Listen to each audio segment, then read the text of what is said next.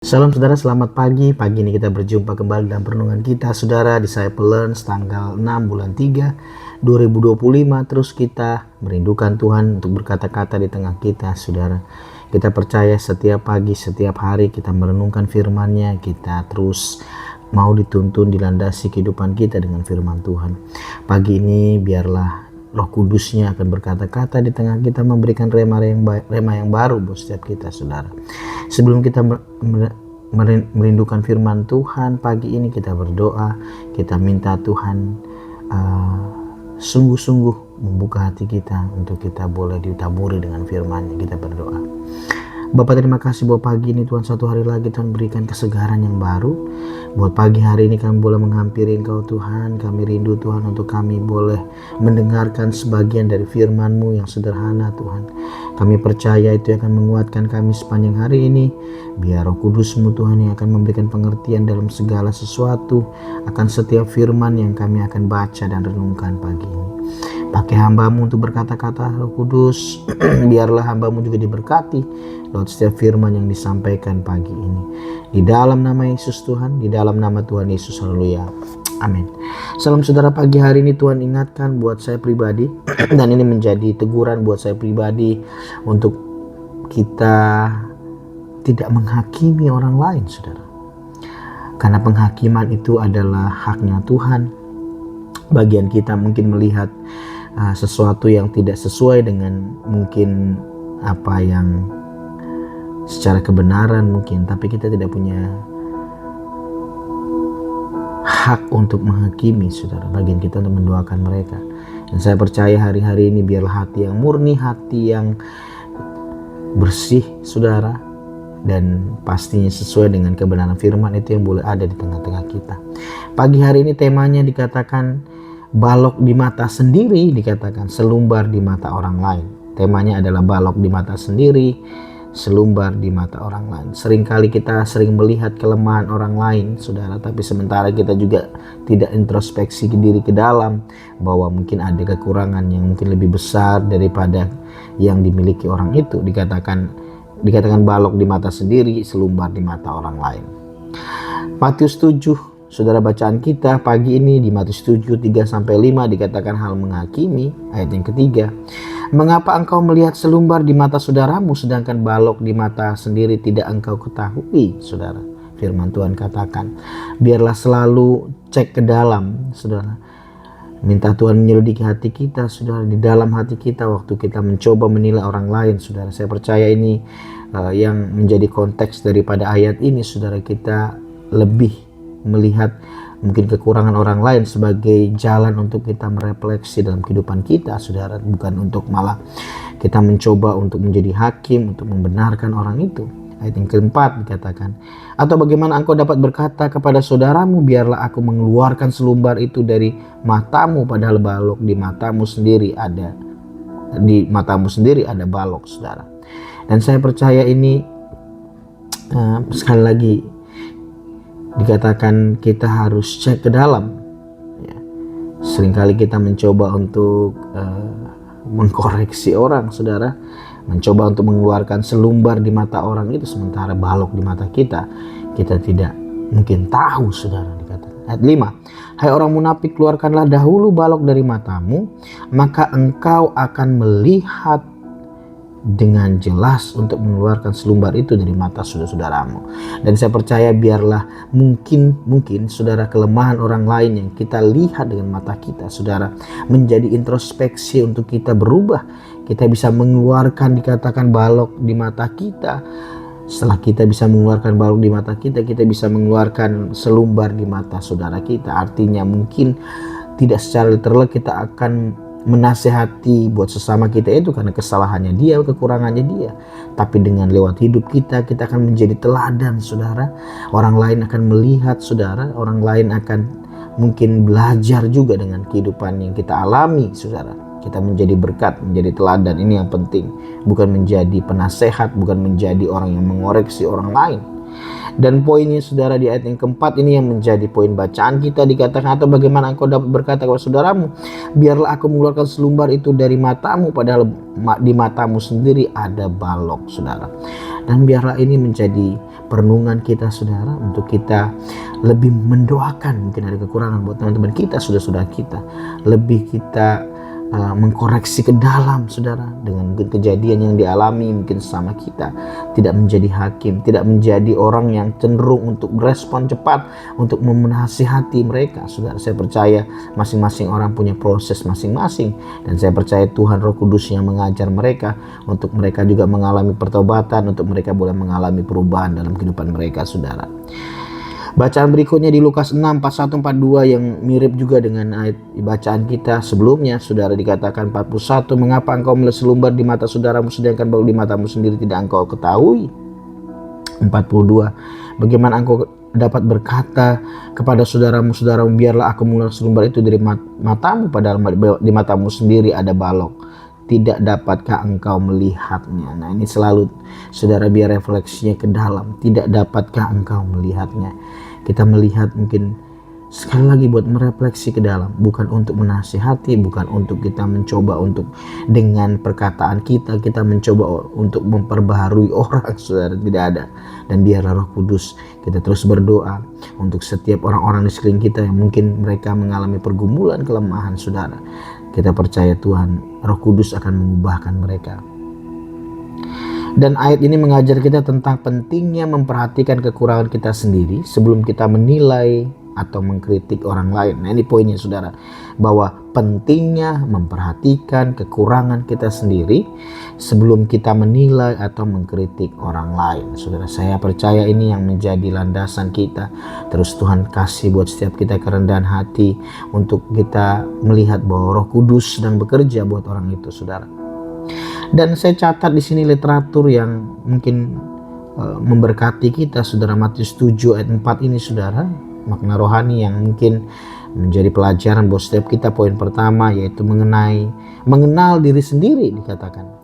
Ayat ini mengingatkan kita tentang pentingnya mengenal diri sendiri dan kekurangan kita pastinya sebelum kita menilai dan mengkritik orang lain. Dan ini yang penting, saudara, biarlah pembaharuan dari dalam, dari kehidupan kita, saudara, itu yang penting, yang akan terpancar keluar. Kehidupan kita menjadi terang, kehidupan kita menjadi berkat, menjadi teladan, saudara. Seringkali mungkin kita nggak percaya, kita nggak sabar melihat bahwa waktu orang melihat kebaikan Tuhan yang sementara dikerjakan dalam kehidupan kita, itu akan memberkati, saudara. Tidak mesti harus kita menjadi hakim, menjadi orang yang langsung memberikan nasihat buat orang di sekeliling kita itu, sudah yang mengaku kurangan mungkin. Tapi biarlah dengan kita memperbaharui hidup kita, saudara, orang akan melihat menjadi teladan. Yang kedua, menghindari sikap munafik, dikatakan. Ayat ini juga mengingatkan kita tentang bahaya sikap munafik dalam menghakimi orang lain, saudara. Seringkali kita menjadi orang yang arogan, yang mungkin merasa bahwa kekurangan orang itu harus kita harus ingatkan untuk berubah, saudara. Dengan perkataan kita bisa mengubahkan orang lain. Dan saya percaya ini kerjanya Roh Kudus, bukan kerjanya kita, saudara. Seringkali kita harus kasih ruang yang besar buat Roh Kudus, untuk kita percaya dia juga menginsapkan. Roh Kudus akan datang untuk menginsapkan akan setiap dosa dan kejahatan atas setiap kita, saudara. Dan dibilang melihat kekurangan orang lain tetapi tidak melihat kekurangan kita sendiri. Dan poin ketiga dikatakan kesadaran akan kekurangan sendiri, ini penting. Dengan kita tahu dan sadar dengan kekurangan diri kita sendiri, kita akan rendah hati pastinya. Ayat ini mengajarkan kita tentang pentingnya memiliki kesadaran kekurangan kita sendiri dan tidak menghakimi orang lain berdasarkan standar yang tidak kita terapkan, yang tidak kita terapkan pada diri sendiri, saudara. Dan biarlah ini standar kehidupan. Ya saudara, kita nggak bisa kita menyamakan tentang sesuatu dengan orang lain, saudara. Mungkin prosesnya berbeda dengan kita, saudara. Kesadaran akan kekurangan diri sendiri ini penting untuk kita menjadi barometer kita, untuk menjaga kita, saudara, untuk kita tidak jadi penghakim buat orang-orang yang mengalami kekurangan atau mungkin sementara diproses oleh Tuhan. Aplikasi yang terakhir dalam kehidupan sehari-hari, yang pertama poinnya, saudara, mungkin kita bisa belajar di sini, yaitu jangan menghakimi orang lain, katakan. Jangan menghakimi orang lain berdasarkan kekurangan mereka, Karena kita juga memiliki kekurangan kita sendiri, dan saya percaya waktu melihat orang lain, mungkin saudara kita melihat kurang dari sisi pekerjaannya, mungkin sepertinya dengan mungkin sepertinya orang itu tidak berubah. Tapi Tuhan mau kita untuk cek tetap ke dalam, jangan menghakimi. Dan kekurangan mereka yang mungkin di sekeliling kita, saudara, kita cek kembali dengan kekurangan kita, saudara. Itu yang penting, kita refleksikan dengan kehidupan kita. Mungkin ada hal yang sama mungkin yang kita mungkin tidak tahu, yang mungkin sementara terjadi. Biarlah orang lain yang menilai ini, saudara. Jangan menghakimi orang lain. Yang kedua, mengenal kekurangan sendiri, dikatakan. Mengenal kekurangan sendiri, kita sendiri, dan berusaha untuk memperbaikinya sebelum kita menilai dan mengkritik orang lain. Ada baiknya kita mungkin kejatuhan orang lain di sekeliling kita atau ketidakmengertian kekurangannya mereka itu menjadi barometer pembelajaran buat setiap kita untuk memperbaharui hidup kita, saudara. Itu yang penting.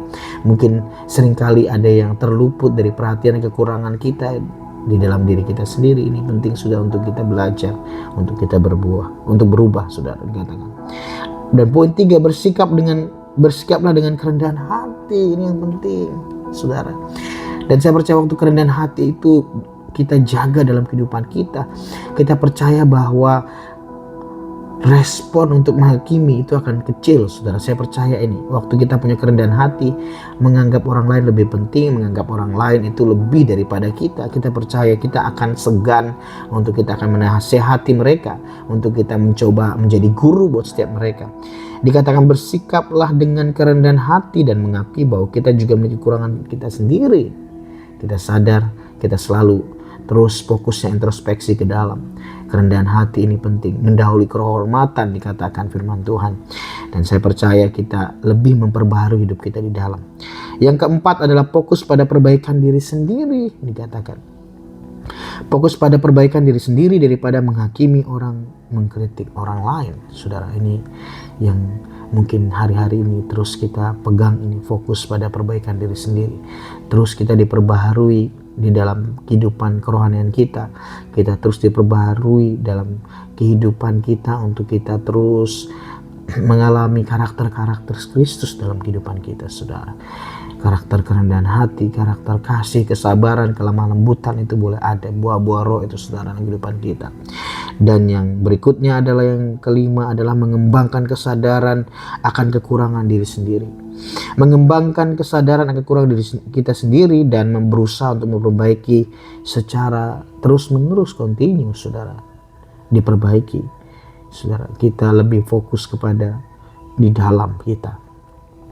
Kita mengalami terus pembaharuan dari sisi, dikatakan dalam kesadaran kekurangan kita sendiri, berusaha untuk memperbaikinya secara terus-menerus. Bapak, terima kasih buat pagi ini, buat firman-Mu yang sederhana buat setiap kami. Temanya adalah balok di mata sendiri, selumbar di mata orang lain. Kami boleh mengaplikasikan dalam kehidupan kami sehari-hari. Yang pertama adalah jangan menghakimi orang lain, karena kami percaya penghakiman itulah haknya Tuhan. Kami lebih berfokus kepada kami boleh mengintrospeksikan bahwa kekurangan mereka juga mungkin jadi kekurangan kami juga. Yang kedua adalah mengenal kekurangan diri sendiri. Kami mengenal kekurangan kami berusaha untuk memperbaiki, dan kami tidak sebelum kami mengkritik mungkin menasihati orang lain. Yang ketiga, bersikap dengan kerendahan hati. Kami bersikap dengan kerendahan hati, mengakui bahwa buat kami juga memiliki kekurangan yang sama. Kami mengutamakan bahwa orang lain itu juga menjadi pembelajaran buat kami untuk kami berubah, Tuhan. Dan keempat, fokus pada perbaikan diri sendiri. Pak, fokus pada perbaikan diri sendiri, bagaimana kami lebih fokus kepada permasalahan kekurangan kami daripada menghakimi orang lain. Dan yang kelima, mengembangkan kesadaran kekurangan diri sendiri, bahwa kami kesadaran akan kekurangan kami dan berusaha untuk memperbaiki secara terus-menerus. Terima kasih buat firman-Mu pagi ini, Tuhan. Biarlah firman-Mu ini kami taruh dalam loh hati kami. Kami ukir sambil lalu kami membacanya, merenungkannya. Kami aplikasikan dalam kehidupan kami. Biar Tuhan Roh Kudus bantu kami untuk kami boleh berubah Tuhan dalam setiap kebenaran firman. buat pagi ini Tuhan, untuk kami terus mengintrospeksi kekurangan orang lain itu dalam kehidupan kami Tuhan. Terima kasih Bapa. Berkati teman-teman hamba-Mu sepanjang hari ini, aktivitas apapun dikerjakan Tuhan buat berhasil. Dalam setiap pekerjaan Tuhan, bisnis pekerjaan buat tangan kami Tuhan, menolong kami Tuhan. Kiranya ada kemudahan, kiranya Tuhan ada kelancaran yang Tuhan berikan buat setiap kami. Tuhan pertemukan orang-orang yang memberkati kami dalam bisnis kami. Terima kasih pagi ini Tuhan. Kiranya pagi ini juga Tuhan, kiranya tangan-Mu terulur atas setiap kami dan Engkau memberkati kami. Kiranya berkat kasih karunia daripada Allah Bapa dan damai sejahtera dari Tuhan Yesus Kristus, persekutuannya manis oleh Roh Kudus menyertai kami dari dulu sekarang sampai selama-lamanya. Sampai Tuhan datang kali kedua menjemput kami di wana yang permai. Dan biarlah berkat-Mu itu bekerja dalam kehidupan kami. Terima kasih Bapa, terpujilah nama-Mu untuk dari sekarang sampai selama-lamanya Tuhan. Di dalam nama Yesus Haleluya. Amin. Salam Tuhan Yesus memberkati teman-teman semua. Tetap andalkan Tuhan, tetap terus mengalami pembaruan introspeksi di dalam hidup kita. Kerendahan hati itu menjadi bagian kita. Shalom, shalom. Stay safe, stay healthy. May God bless you. Amin, amin.